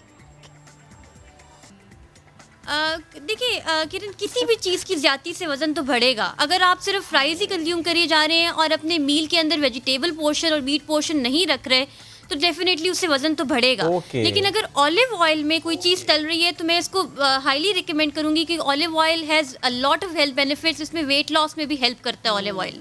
अच्छा, ये अब ऑयल की बात हुई है और क्योंकि हम फ्राई की बात करें तो देखिए मार्केट में जाएं तो डिफरेंट तरह के ऑयल है। ऑलिव ऑयल ज़रा अफोर्डेबिलिटी इशू है, ऑलिव ऑयल इज़ एक्सपेंसिव, तो ऑलिव ऑयल के बजाय अगर कोई और ऑयल लें, उसमें कैनोलिव यानी कैनोला और ऑलिव मिक्स ऑयल भी हो जाता है। जैसा किरण आपने सरसों का तेल का, वो भी खैर महंगा ही पड़ता है, अच्छा तो लगता है। सनफ्लावर ऑयल, तो ये ज़रा ऑयल का मुझे कैटेगरीज बताएं, कौन सा ऑयल ठीक है आपको लगता है ये भी सही है, ये भी सही है, ये भी सही है, और इस तरफ तो बिल्कुल ना जाएं, घी की तरफ चले जाएं या ना जाएं, क्योंकि घी का पराठा तो ज़्यादा अच्छा लगता है। हम देखें सब्जियों से शुरू करके पराठों पे आ गए हैं।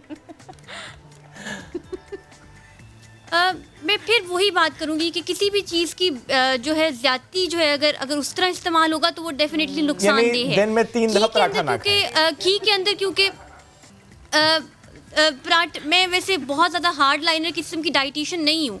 मेरे पास अगर कोई मरीज आए और वो मुझे ये कहे कि मुझे बहुत सा क्लाइंट आए और वो मुझे ये कहे कि मुझे बहुत ज़्यादा क्रेविंग होती है पराठा खाने की और मैं पराठे के बगैर रह ही नहीं सकती बिकॉज मैं इसके साथ नाश्ता करती हूँ तो आई फील हेल्दी, मेरी स्टाइटी वैल्यू, मुझे ऐसे लगता है इसके अंदर स्टाइटी वैल्यू ज़्यादा है, फीलिंग ऑफ फुलनेस ज़्यादा है। तो मैं ये कहूँगी कि अगर बहुत ज़्यादा दिल कर रहा है तो आप चीट मील्स रख लें, दिन में मतलब हफ्ते में 2 दफ़ा या 3 दफ़ा चीट मील्स रख लें। बच्चों के तो 7 चीट मील्स होते हैं, 7 के 7 दिन चीट मील ही होते हैं उनके, क्योंकि बच्चे सिलेक्टिव होते हैं। वो तो कहते हैं यही खाना है, कुछ बच्चे हैं वो कहते हैं फ्राइज ही खाने हैं, कुछ बच्चे कहते हैं ओनली पराठा। तो मुझे जरा ये सिर्फ चॉकलेट पराठा मतलब चेक करें सुबह सुबह हम क्या बातें कर रहे हैं, इसके सो के फॉर्मली खाना पड़ेगा। लेकिन एक बात मुझे बताएं, आजकल बच्चों में ये देखा जा रहा है जोहा कि एक्सट्रीम्स हैं, या तो बच्चा बहुत स्किनी है या तो बच्चा ओबीज है। अब ओबीज तो है लेकिन फिर भी माएँ क्या कर रही हैं, देसी घी भी उसे खिला रही हैं, देसी घी में चीज़ें बना के खिला रही हैं कि देसी घी इज़ गुड। थोड़ा सा ये बताएं कि ये जो मोटे मोटे से प्यारे प्यारे से बच्चे हमें लगते हैं, ये ज़ाहिर है obesity is not good for them, तो क्या किया जाए उनकी डाइट के हवाले से? बच्चों की ईटिंग हैबिट्स जो हैं वो उनकी बहुत शुरू से एज में 6 मंथ टू 9 मंथ्स के दौरान में, जो कि वीनिंग फूड्स का एज होती है, उसमें ही उनकी ईटिंग हैबिट्स डेवलप हो जाती हैं। इस पर पेरेंट्स के ऊपर बहुत ज़बरदस्त जिम्मेदारी है कि वो बच्चों को किस तरह से मॉनिटर करते हैं और किस तरह से बैठकर उनको खाना खिलाते हैं। बच्चे तो कॉपी करेंगे, ये ना हो कि पेरेंट्स को ये रिकमेंड करूंगी कि वो जी आप बात मुकम्मल करें। पेरेंट्स को रिकमेंड करूंगी कि वो एक सिटिंग एरिया रखें जिसपे लंच और डिनर का मील जो है उसको उनको खिलाएं, ताकि उसको बच्चे को आदत पड़ जाए, बच्चे को प्रॉपर मील की आदत हो। ठीक है, और साथ बैठ के बच्चों के खाना खाएं, ये ना खुद तो आपने ऑर्डर कर दिया बर्गर, डबल चीज बर्गर, और बच्चों से कह रहे हैं खाओ सब्जियां। पराठे डबल चीज बर्गर, मैंने क्या बिगाड़ा आपका? जो आपने किया चॉकलेट पराठे का करो, मुझे खाना है इसके बाद। जो बहुत शुक्रिया, साथ मौजूद थी आप भी खाइए पराठा, हम वक्त दे रहे हैं आपको पराठा खाने का। ब्रेक लेते हैं, पराठा खाइए, वापस आइए।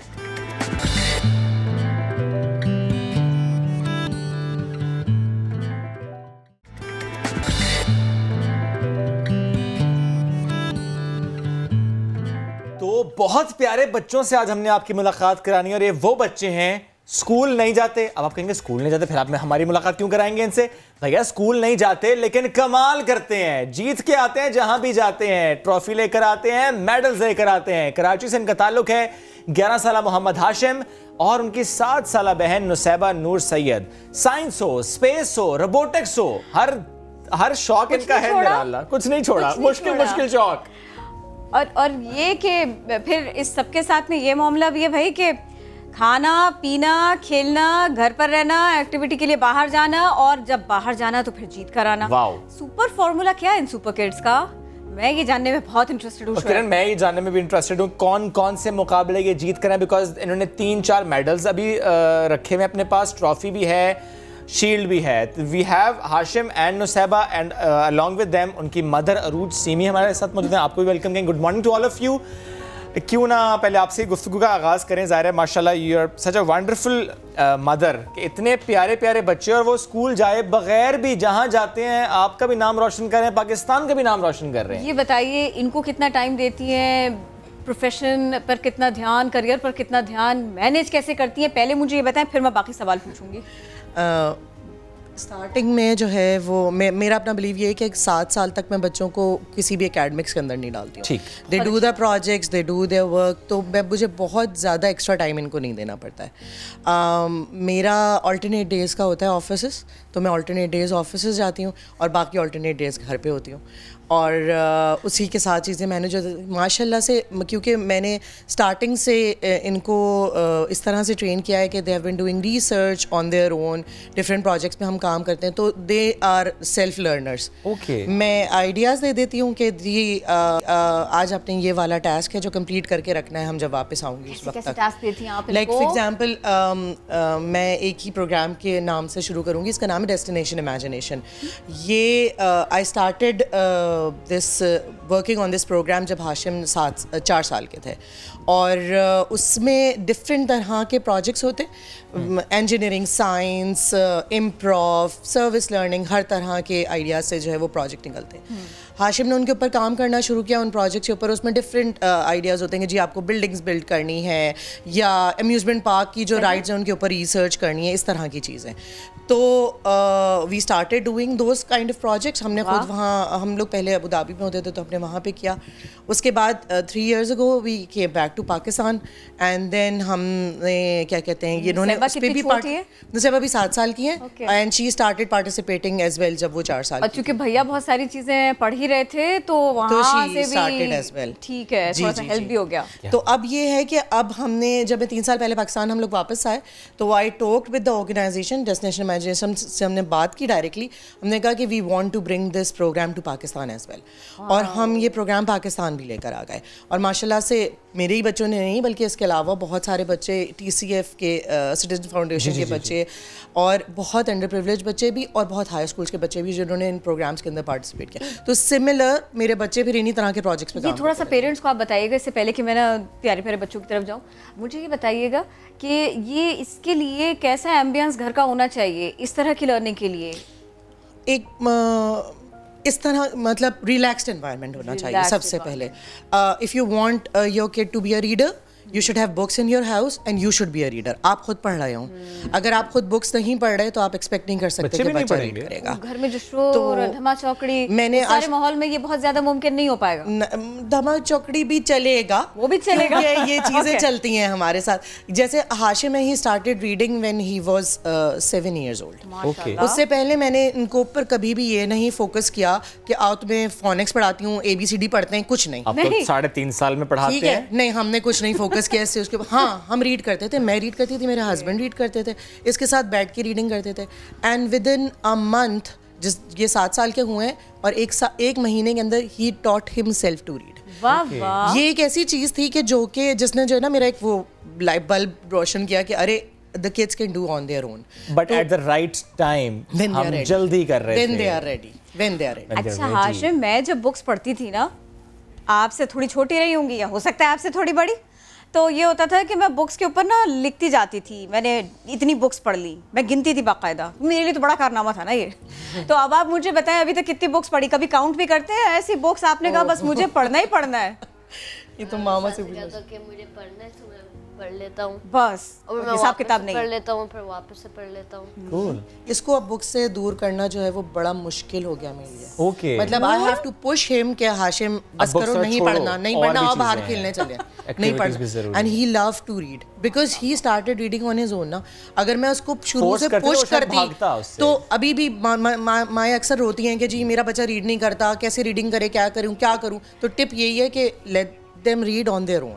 Nusaiba is learning to read right now. She's 7. इसने खुद अब रीड करना शुरू करना शुरू किया। या ऐसा होता है कि थोड़ा खेल छोड़ दो बैठ जाओ, या ज्यादातर बच्चों का रुझान भी तो पता चलता रहता है। खेल तो खैर रुकता नहीं है, खेल रुकता नहीं है। नहीं, टेढ़ी आंखों से भी देखा है। लेकिन हमारे प्रोजेक्ट्स इस तरह के होते हैं कि वो बच्चों, अच्छा मैंने जैसे दिया है, मैं बार जिक्र इसलिए कर रही हूँ उस चीज़ का क्योंकि ये प्रोग्राम ऐसा है कि जिसने मेरे बच्चों की जिंदगी ऐसी बिल्कुल बदल दी है। डेस्टिनेशन इमेजिनेशन, ये एग्जैक्टली क्या प्रोग्राम है? ये असल में तो ये एक US बेस्ड प्रोग्राम है। है और मैं पिछले 3 साल से यहाँ पे एज अ वॉलंटियर पाकिस्तान में भी ये प्रोग्राम कोई भी बच्चा उसका हिस्सा बन सकता है? कोई भी बच्चा, you just have to have a group, 2 लोगों का ग्रुप होना चाहिए और फिर कोई भी कर सकता है। बिल्कुल क्विकली बताइएगा, ये कितनी जल्दी दोस्त बन जाते हैं दूसरे बच्चों के?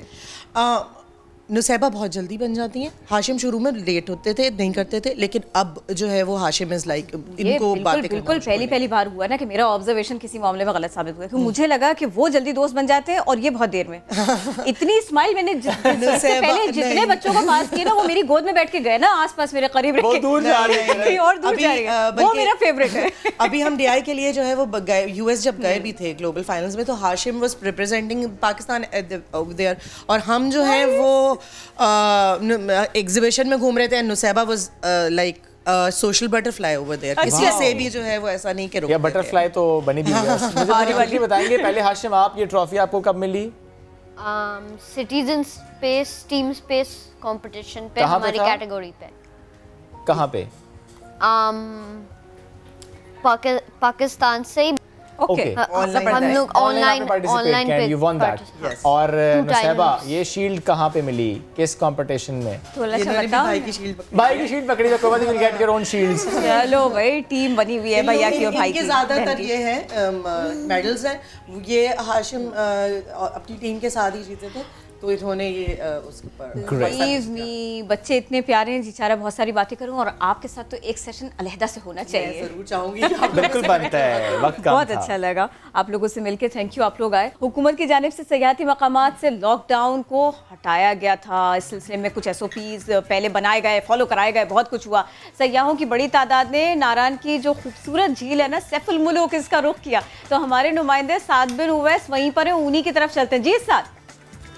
बिल्कुल, इस वक्त मैं मौजूद हूँ वादी नारान की खूबसूरत झील, जिसको झील सैफुल मलूक भी कहा जाता है, मगर ये एक और नाम से जो मशहूर है उसको परियों का देश भी कहा जाता है। जैसी हुकूमत की तरफ से लॉकडाउन ख़त्म होने का ऐलान हुआ और सियाहों ने नहीं देखा कि वो कहाँ जाएँ, मगर उन्होंने यहाँ पर वादी नारान का रुख किया है, और जो मानसेरा डिस्ट्रिक्ट में वाक़ है, और कसीर तादाद में सियाह जो हैं वो यहाँ पर उमड़ पड़े हैं। ना सिर्फ झील सैफुल मलूक, साथ साथ Babusar top, Lulusar lake जो है और इन जगहों का जो है वो सैर के लिए निकल पड़े हैं। सिर्फ झील सैफुल मलूक में यहाँ पर आ रहे हैं, कश्ती रानी के साथ साथ घुड़सवारी भी जा रहे हैं, और साथ ही यहाँ से जो है 4 से 8 घंटे की जो है मुसाफत है पैदल और घोड़े पे आंसू झील की तरफ, तो उसकी तरफ भी जा रहे हैं ताकि अपने जो सफ़र को है और छुट्टियों को जो है वो इन्जॉय कर सकें।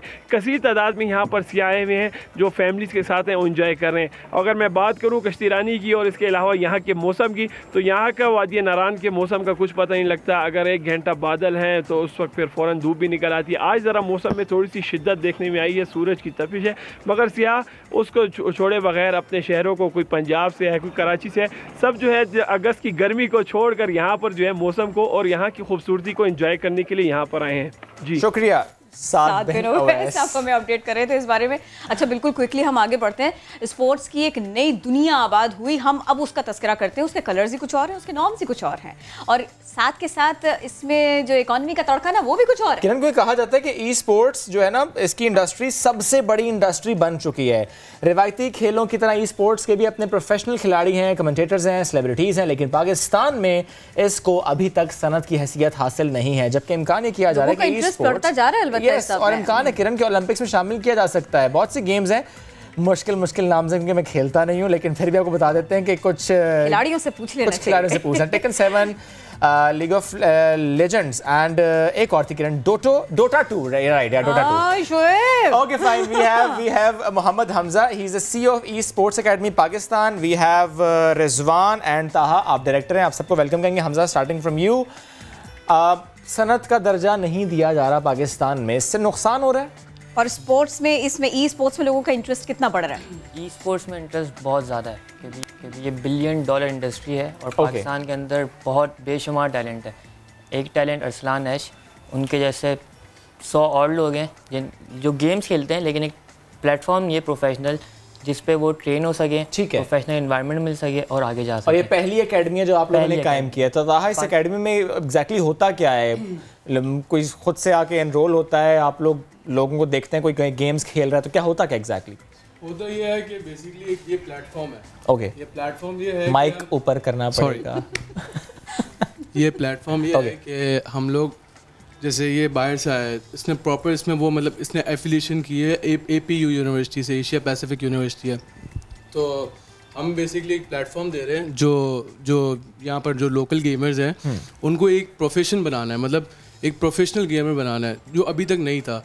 एक मिसकंसेप्शन ये है कि यहाँ पर गेमिंग इंडस्ट्रीज चल रही हैं, लेकिन वो गेमिंग जोन्स हैं। आप आर्ली बेसिस पे आपको चार्ज किया जाता है, आप वहाँ जाके गेम्स खेलते हैं, लेकिन कोई प्रोफेशनल मतलब वो टाइम वेस्ट है। ये थोड़ा सा डैमेजिंग है, बहुत डैमेजिंग है, क्योंकि parents for us we have our course outline. हमारे पास कोर्स आउटलाइन है, जिस तरीके से यूनिवर्सिटीज़ स्कूल्स में होती हैं उसी तरीके से कोर्स आउटलाइन। हमारे पास कोचेस हैं। कोर्स लेना पड़ता है आपके पास? कोर्स लेना पड़ता है, कोर्स के पैसे देने पड़ते हैं। बिल्कुल, कोर्स के पैसे देने पड़ते हैं। बहुत ही हमने मिनिमम प्राइस रखी हुई है। अच्छा, चार्ज रखा हुआ है। बेसिकली वो एक आपका इंटरेस्ट रहने के लिए एक आपसे फीस ली जाती है, जिसमें आपका एक इंटरेस्ट है।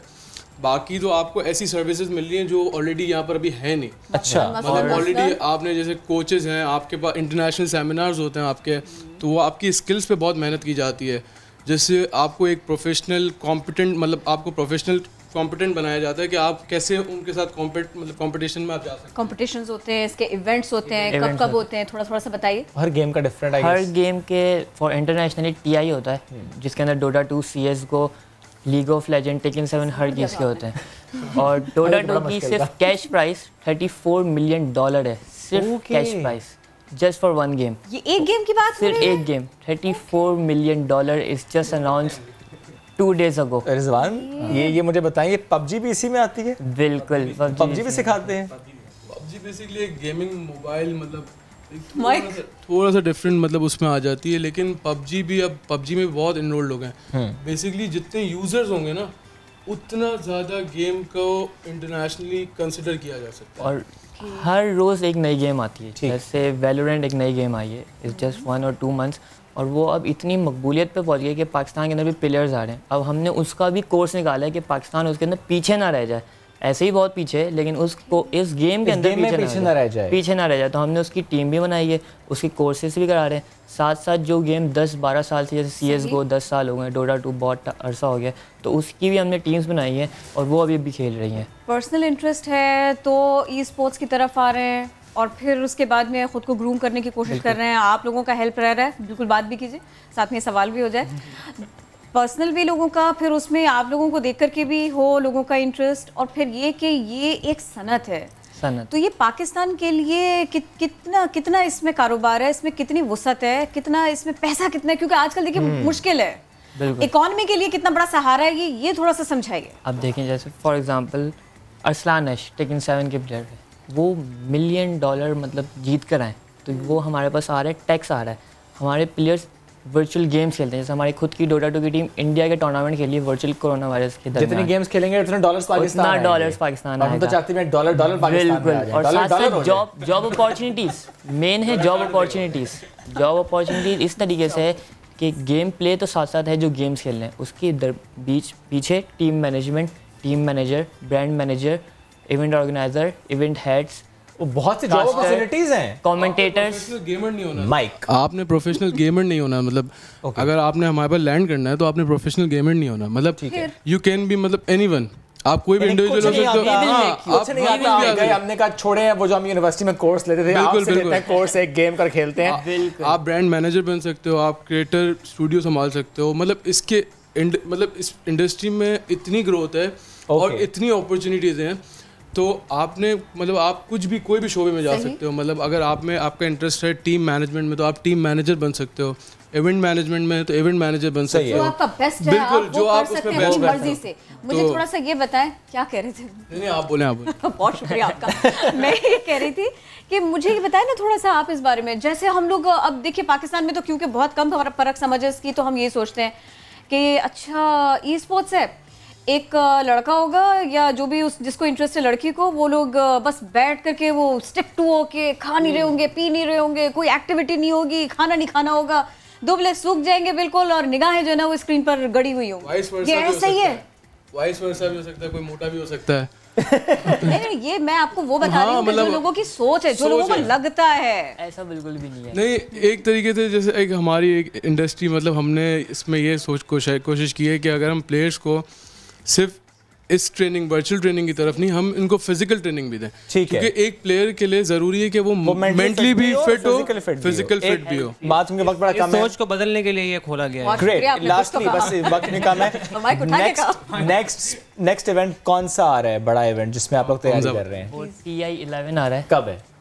नेक्स्ट ईयर है। आप तैयार कर रहे हैं उसके लिए? बिल्कुल, पाकिस्तान में धूम मचाने को तैयार है इंशाल्लाह। पाकिस्तान हमारे स्टूडेंट्स पढ़ रहे हैं और उनको हम ट्रेनिंग दे रहे हैं। कितने स्टूडेंट्स हैं अभी इस वक्त आपके पास? We have 20 students. 20 स्टूडेंट्स को ट्रेनिंग दे रहे हैं ऑनलाइन कराची?